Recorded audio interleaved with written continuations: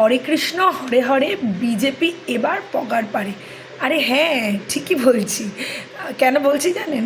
এই এসআইআরের খসড়া লিস্ট নয়, এটা 2026 বিজেপির অশনি সংকেত। শুভেন্দুবাবু গতকাল রাত অবধি শুয়ে শুয়ে 2 কোটি 2.5 কোটি রোহিঙ্গার স্বপ্ন দেখেছেন।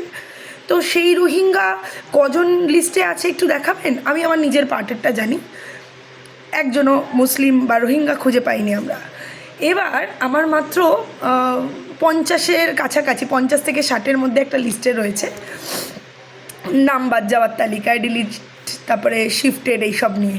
তো শুভেন্দুবাবু গতকাল রাত্রির অবধি এই যে এত স্বপ্ন, এত লাফালাফি ঝাপাঝাপি এতবার করে বললেন, বাংলায় রোহিঙ্গা ছেয়ে গেছে, সবটা রোহিঙ্গা করছে, রোহিঙ্গা মমতা বন্দ্যোপাধ্যায়কে জেতাচ্ছে। কোথায় রোহিঙ্গা? শান্তিগঞ্জে আশ্রয় নিয়েছে নাকি? দেখুন, সাবধানে থাকবেন, আপনাকে তুলে না বাংলাদেশে নিয়ে চলে যায়। বলছি, সিকিউরিটি রাখলে বলবেন, আমাদের নেতৃত্ব অনেক বেশি জনদরদি, আপনাকে সিকিউরিটি দেবে যদি আপনার কেন্দ্রীয় সিকিউরিটি ফেল হয়। কারণ আপনারা তো বর্ডারটা রক্ষা করতে পারেন না, আর দোষ দেন মমতা বন্দ্যোপাধ্যায়ের নামে। আর সেখানেও ফেল হয়ে গেল আজকের খসড়া তালিকায়। মাত্র 60 লক্ষ বেরোতে পারেনি, 1 কোটি তো দূরের, 58 লাখে এসে গাড়িটা আটকে গেছে খসড়া তালিকা প্রকাশের আগে। তাহলে কিছু বলুন শুভেন্দুবাবু, বিজেপির গুটখাখোর পাড়ার নেতাগুলো, একটু কিছু আপনাদের থেকে শুনি। আরও বড় বিষয়, আপনারা লিস্টটা একটু দিন না, কতজন বিদেশি এখানে এখন পাওয়া গেছে খুঁজে।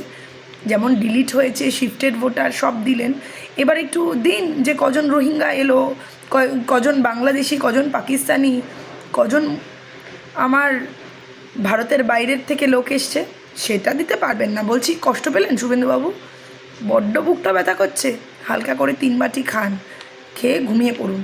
2026-এর পরে ঘুমটা ভাঙান, তাতে যদি আপনার রাজনৈতিক চেতনাটা একটু বৃদ্ধি পায় যে এই বাংলায় ভয় ডর দেখিয়ে কিছু হবে না। এই বাংলার মুখ্যমন্ত্রী মমতা বন্দ্যোপাধ্যায়, তিনি বুঝে নেবে এই বাংলাকে কীভাবে রক্ষা করতে হয়।